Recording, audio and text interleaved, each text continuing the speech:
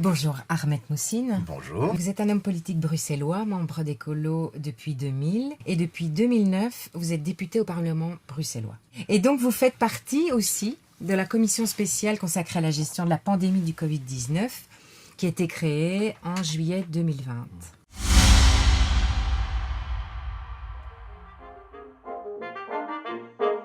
Le constat, c'est qu'effectivement, on est arrivé à une communication un peu culpabilisante et anxiogène, qui n'a pas permis d'avoir une adhésion des citoyens par rapport aux décisions. Ça, c'est le constat. Voilà, il est là. La réponse et la solution, on ne l'a pas encore. Parce que inversement, on pourrait avoir une communication qui soit... Je ne sais pas si le terme est bon, excusez-moi, mais plus légère, on va dire ça. Je ne suis pas sûr que ce soit le bon terme. On n'est pas sûr que les gens prendraient conscience de la gravité de la situation. Et toute la difficulté, c'est de trouver cet équilibre. Le constat, en tout cas, il est là. Aujourd'hui, il y a une faille en termes de communication de crise. Il faut avoir une bonne réponse. Et c'est le travail du gouvernement de venir avec des propositions.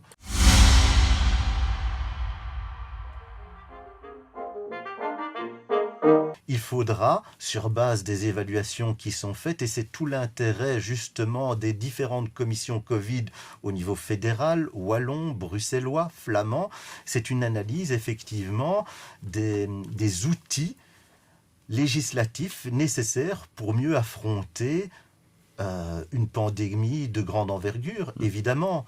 Je veux dire que le constat qui est fait, voilà, on peut le dire, c'est que on n'a pas été les plus performants. Et quand je dis on, je parle de manière collective. Je parle aussi bien l'État fédéral, je parle des ministres précédents qui n'ont pas prévu de stock, je parle des différents responsables qui auraient dû prévoir des planifications d'urgence et qui ne l'ont pas fait. Il y en avait pourtant. Pardon ? Il y avait des planifications d'urgence qui étaient écrites. Vous savez, une planification d'urgence, si vous ne faites pas des exercices réguliers, si vous n'évaluez pas sa pertinence sur base des nouvelles connaissances, ça reste un plan qui n'est pas mis en œuvre. La planification d'urgence, ça s'inscrit aussi dans des exercices réguliers, de l'information. La plupart des ministres ne savaient même pas que ces plans existaient. Donc oui, il existait un plan, un endroit, voilà. Mais ce n'est pas de la planification. La véritable planification, c'est quelque chose qu'on met en œuvre de manière régulière au travers d'exercices pour que chacun des acteurs sait ce qu'il doit faire au moment où il y a une urgence, que ce soit une urgence nucléaire, un blackout ou une pandémie. Et là, il y a un déficit et ça, on l'a pointé. Et ça, c'est une remarque qu'on a fait aujourd'hui, c'est terminer les plans au fond d'un tiroir.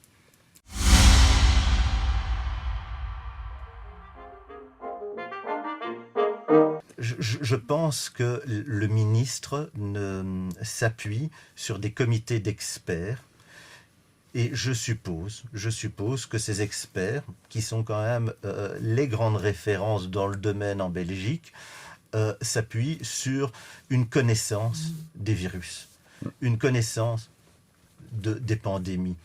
Et donc à un moment, ce n'est pas le ministre qui va prendre l'étude et l'analyser.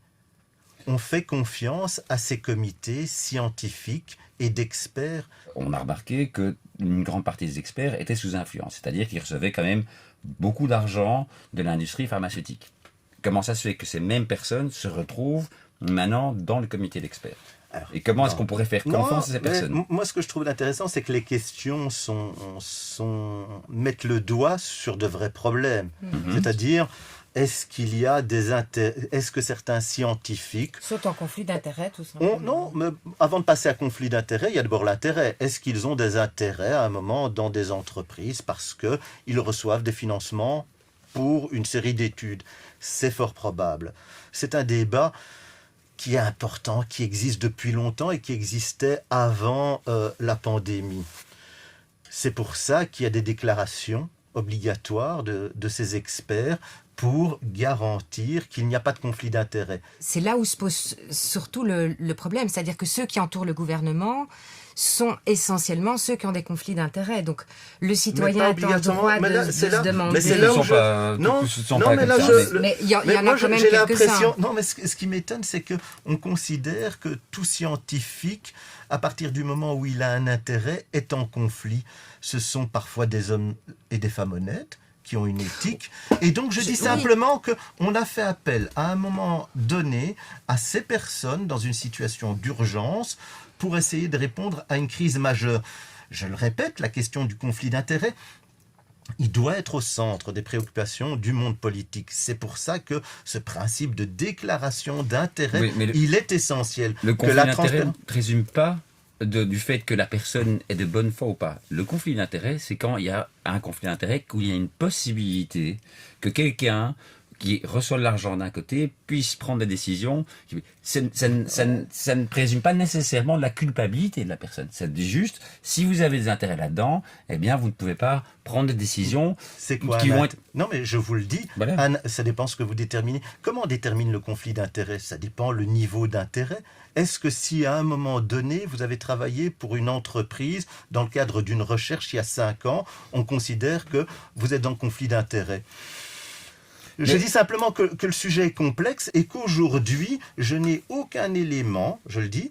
Il y a bien sur la question, effectivement, à un moment, il y a eu des questions qui ont été posées au fédéral sur des conflits d'intérêts potentiels par rapport à une personne. Ça a été souligné, ça a fait sujet de débat et je suis convaincu que dans le cadre des recommandations qui seront faites au niveau du fédéral, cette question du conflit d'intérêts, on la retrouvera et on essayera d'y apporter une réponse. Je pense que vraiment, il y a un travail parlementaire qui est fait et on doit y être attentif. C'est pas comme si on n'avait pas entendu que ce sujet était préoccupant. Mais je le répète, il est préoccupant depuis de nombreuses années.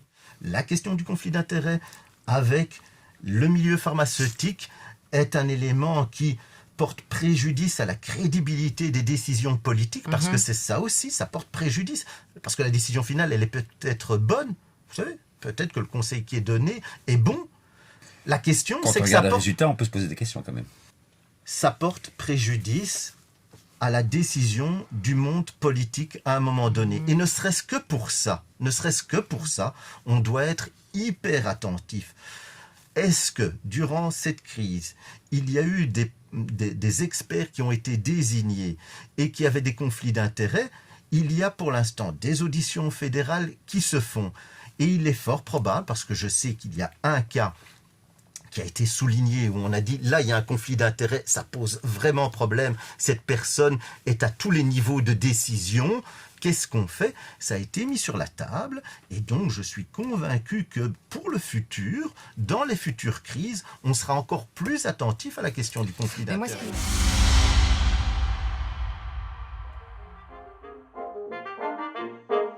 Ce sont des gens qui, en général, ont soit travaillé avec l'administration, et donc l'administration dit, vous cherchez des virologues, eh bien, nous travaillons avec un tel et un tel.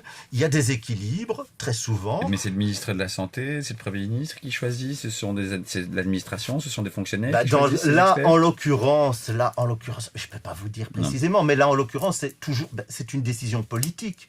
Bien évidemment, au bout du compte, mais oui. Au bout du compte, il faut bien que quelqu'un décide. Comment ça se fait que M. Van Ranst, qui a été très critiqué par le syndicat des médecins en 2009 pour sa gestion de la crise H1N1, se retrouve de nouveau dans le comité d'experts? Oui, et parce qu'il a été critiqué. Il a été très fort critiqué, très fort mis au banc pour sa gestion catastrophique. Dixit le syndicat des médecins. Le syndicat des médecins a critiqué sa gestion catastrophique de la crise. Et donc il se retrouve là, sans nommer, mais alors ça on parle de ministre, de M. Van den Broek qui a quand même...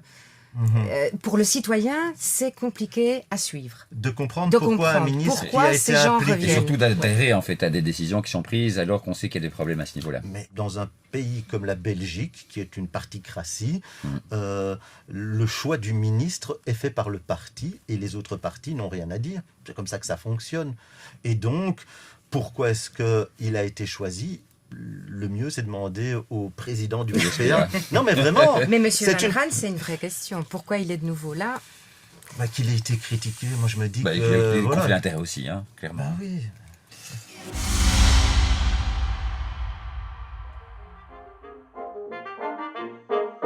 avant qu'un vaccin soit mis sur le marché, il y a un protocole qui est respecté.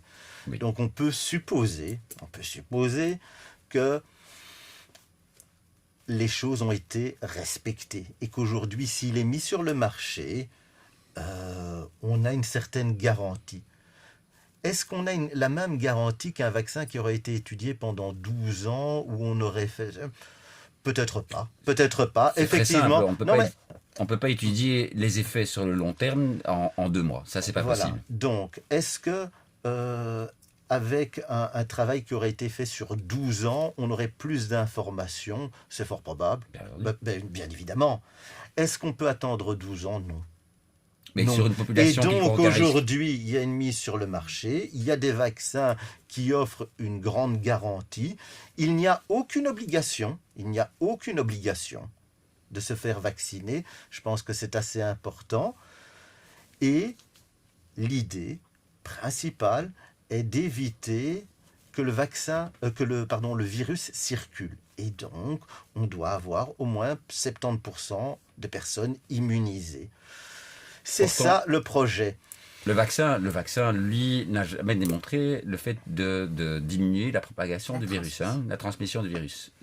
Ça n'a jamais été démontré. Le contraire n'a jamais été démontré non plus. Mais pour l'instant, il n'y a pas eu d'études qui permettent de démontrer que ça diminue la transmission du virus. Le projet politique, c'est de vacciner 70% de personnes pour éviter que le virus circule.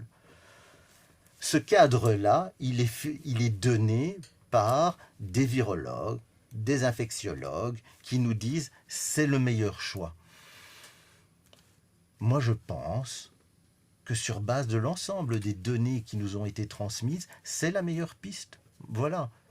Comment arriver à 70% sans le rendre obligatoire? Non, mais il y a un engagement qui ne sera pas obligatoire. Moi, je pense que là-dessus, par exemple, et je trouve que c'est important par rapport au pouvoir public, lorsqu'il y a un engagement qui est pris, de dire il ne sera pas obligatoire et seules les personnes qui souhaitent être vaccinées le seront, cet engagement, il a été pris. Et j'ose espérer qu'on restera sur cette ligne. Parce qu'effectivement, des gens ont des doutes, ces doutes sont légitimes, et je trouve qu'aujourd'hui, l'imposer serait inacceptable. Parce que, je trouve que, je le répète, ces doutes sont légitimes. Est-ce que ça nous permettra toujours d'aller dans certains endroits publics si on n'est pas vacciné? Parce qu'il y a cette grande crainte Très honnêtement, moi je pense qu'au niveau de la Belgique, ça ne posera pas de problème. Parce qu'il y a quand même la mise en place d'une base de données qui permettra aux entités privées de vérifier si une personne a été vaccinée ou pas. Pourquoi est-ce que le gouvernement a mis ça en place? Vous savez, moi, ce que je trouve de super intéressant dans ce pays, c'est vraiment le fait qu'on ait une attention très particulière aux données individuelles et au fait qu'elles ne soient pas divulguées.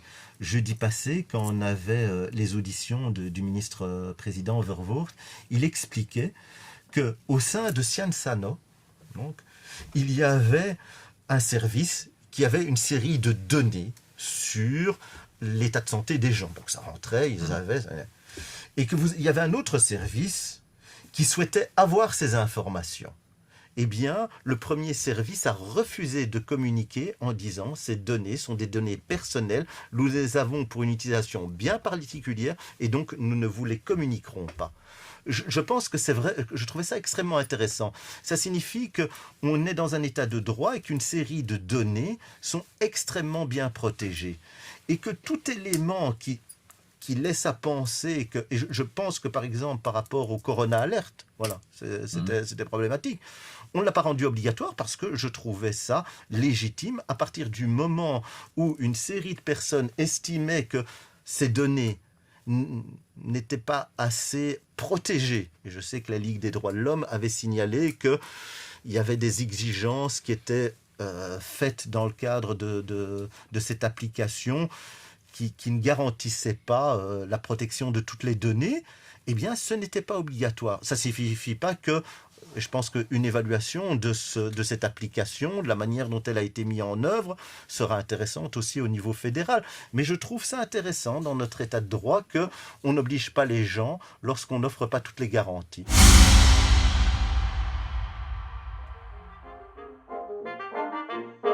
Dans un premier temps, il y a eu une série de décisions qui ont été prises au niveau communal et afin d'avoir un règlement qui touche les 19 communes, le ministre-président a dit, bon voilà, on va réunir les 19 bourgmestres, discuter et essayer d'avoir une décision commune. Mais à l'extérieur, ça reste quand même surréaliste, incompréhensible. Et un peu triste. Je veux dire, en plus, même Sophie Wilmès l'avait dit, que ça ne servait à rien. En mai, elle le disait déjà. Oui, tout à fait.